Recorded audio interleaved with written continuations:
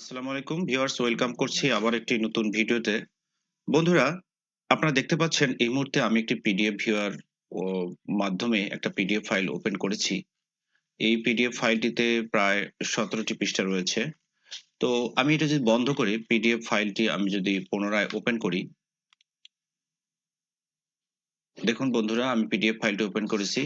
অতি দ্রুত গতিতে এই ফাইলটি ওপেন হয়েছে। আমরা পিসি বা কিংবা ল্যাপটপে আমরা যে পিডিএফ ব্রাউজার গুলো ব্যবহার করি, অনেক ধরনের পিডিএফ ব্রাউজার ব্যবহার করে থাকি। তো কোনটা পেইড, কোনটা অবশ্য আ নন পেইড থাকে। তবে এমন একটি পিডিএফ ভিউয়ারের আমি আজকে আপনাদেরকে সন্ধান দিচ্ছি যা টোটালি ফ্রি। কোন প্রকার রেজিস্ট্রেশনের ঝুট-ঝামেলা নেই। এজন্য কি করতে হবে? এজন্য আমাদের যে Windows 11 অপারেটিং সিস্টেম যে স্টোর রয়েছে, এই স্টোরে আপনাকে প্রবেশ করতে হবে। তারপর এখানে সার্চ বারে লিখবেন okular লিখবেন। okular লিখে সার্চ করলে এই পিডিএফ ভিউয়ার এটা এখানে খুঁজে পাবেন।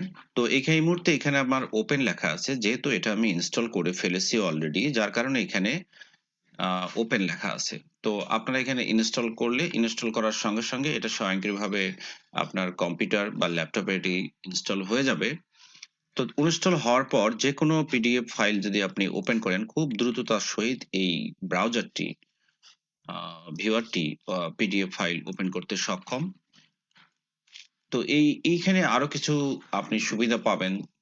যদিও এটি এডিটর না, পিডিএফ এডিটর না, এটি একটি পিডিএফ ভিউয়ার।